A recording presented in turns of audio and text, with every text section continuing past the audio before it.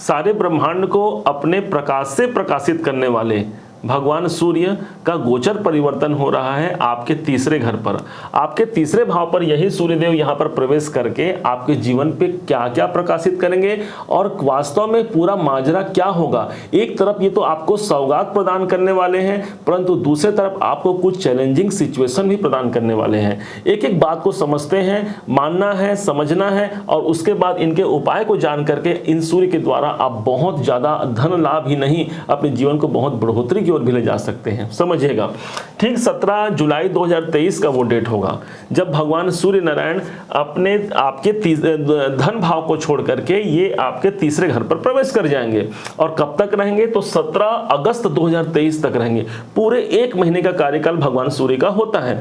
इस दरमियान वो विभिन्न राशियों में एक एक करके भ्रमण करते हैं और भ्रमण के दौरान पूरे एक साल बाद अभी ये आपके तीसरे घर पर आए हैं।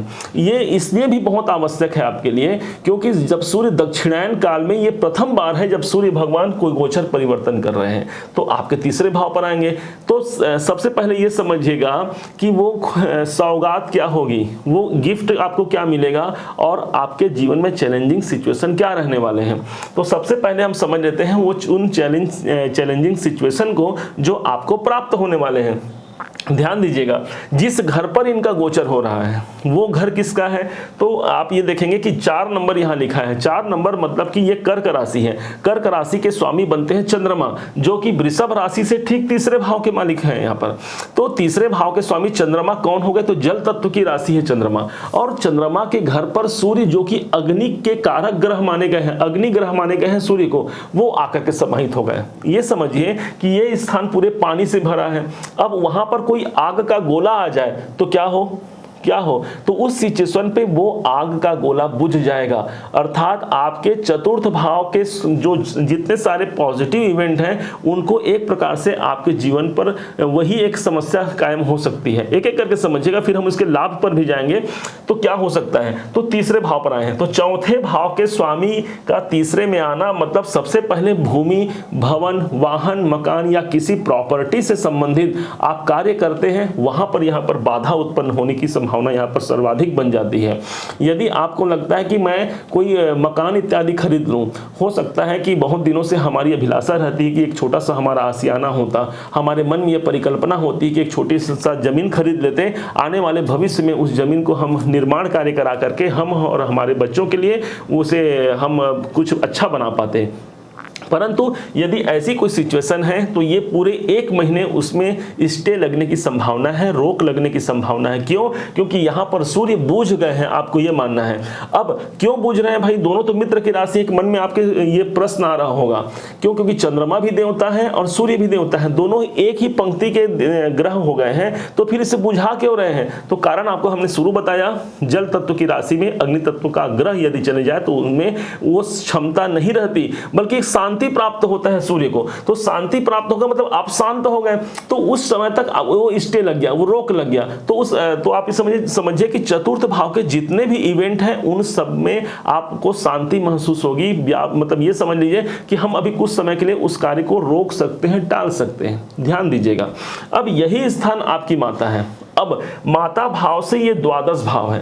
क्या माना जाता है? हमारे काल पुरुष की कुंडली में जो 12वां घर होता है, आपको ध्यान होगा 12वां घर ही दूरी का भाव है, दूर चला गया।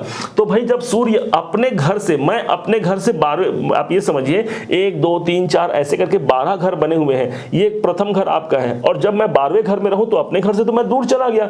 ठीक इसी प्रकार से सूर्य 1 2 3 4 5 6 7 8 9 10 11 12 अपने घर से 12वें चले गए, दूर चले गए।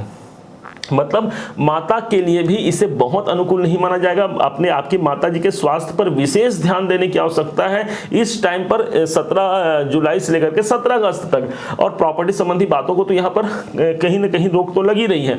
अब समझिएगा यही सुख का भाव भी है। तो कोई भी सुख के भाव जो हमें सुख प्राप्ति चाहिए, क्योंकि भौतिक सुख संसाधनों का घर माना गया है हमारे चतुर्थ भाव को, तो हम अपने घर पे कुछ नयापन लाना चाहते हैं, कुछ बनाना चाहते हैं, हो सकता है कुछ सामग्रियां खरीदना चाहते हैं, उस पर यहां पर रोक लग सकती है। आप ये मानिए घर में एक शांति का माहौल कायम हो सकता है। हाँ, हो सकता है, क्योंकि घर भाव के स्वामी चंद्रमा पर गए हुए हैं, तो अपने से दूर गए हुए हैं। अब पॉजिटिव फल क्या मिलने वाला है? तो पॉजिटिव फल ये मिलेगा कि सूर्य जहां पर होते हैं उस भाव को वो राजा के समान बना देते हैं। मतलब ये पूरे 1 महीने तक आपके जो आपके पराक्रम है वो सर्वाधिक उत्तम होंगे। उत्तम होने का तात्पर्य यह है जिस ओर भी आपका पराक्रम होगा आप उस ओर ज्यादा कार्य कर पाते हैं, आप जानते होंगे।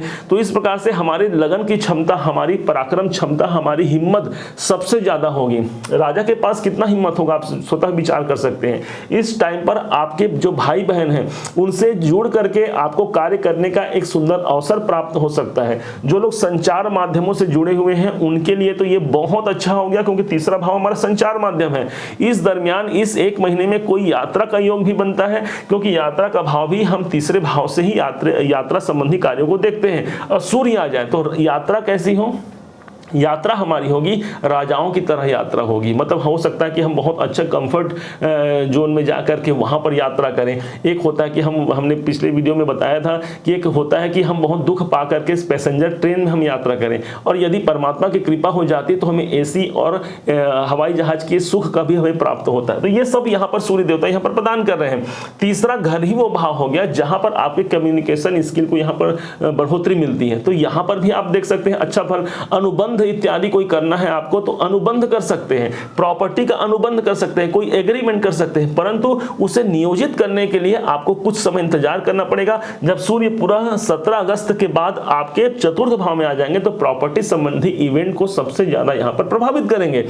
अब इन सूर्य के जो जल तत्व की राशि पर गए हुए हैं इनके प्रभाव को पॉजिटिव बनाने के लिए क्या हम कर सकते हैं? तो सबसे पहला उपाय माना जाता है आपके घर का जो पूर्व दिशा है, पूर्व दिशा को जितना हो सके आप साफ रखें, सुसज्जित रखिए। उस स्थान पर किसी प्रकार के कूड़े कचरे इत्यादि ना हो।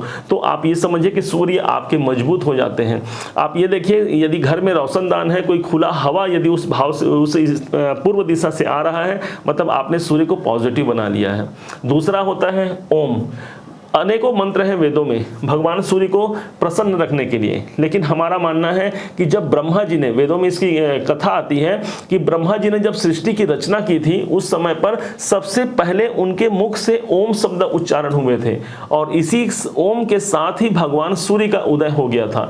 इसीलिए भगवान सबसे आदि अनादि देवता माने जाते हैं, और इसी कारण से इनके नाम के साथ में नारायण शब्द यहाँ पर जुड़ा हुआ होता है। इसीलिए हम सब क्या बोलते हैं? सूर्य नारायण की जय बोलते हैं।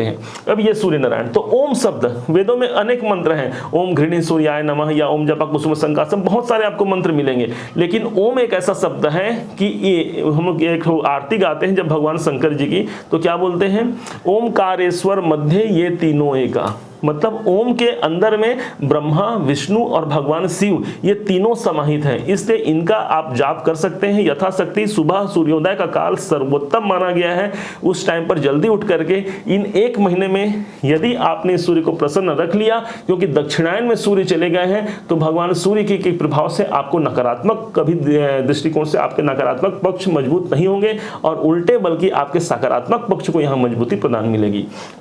इसके बाद आपके पिता जो सबसे महत्वपूर्ण होते हैं, हमारे घर के हमारे पिताजी होते हैं। ये साक्षात भगवान सूर्य हैं। यदि इन भगवान सूर्य को प्रसन्न रखना है और आपने अपने घर के भगवान सूर्य को प्रसन्न नहीं किया, अर्थात आपके पिता को प्रसन्न नहीं किया, कोई देवता कोई देवी आपके कुछ मतलब आपके लिए हितकारी नहीं हो सकते। क्यों? क्योंकि सूर्य ही हमारी ऊर्जा है, सूर्य ही हमारी आत्मा है, और सूर्य ही हमें शासन करने की और एक प्रकार से मान सम्मान ये सब कुछ हमें सूर्य प्रदान करता है। तो इसलिए पिता का सम्मान कीजिए। यदि आपके पिताजी इस दुनिया में नहीं है, भगवान के पास चले गए हैं, उस स्थिति में आपको चाहिए कि प्रत्येक अमावस्या के दिन उनके नाम से कोई दान पुण्य इत्यादि कर दें।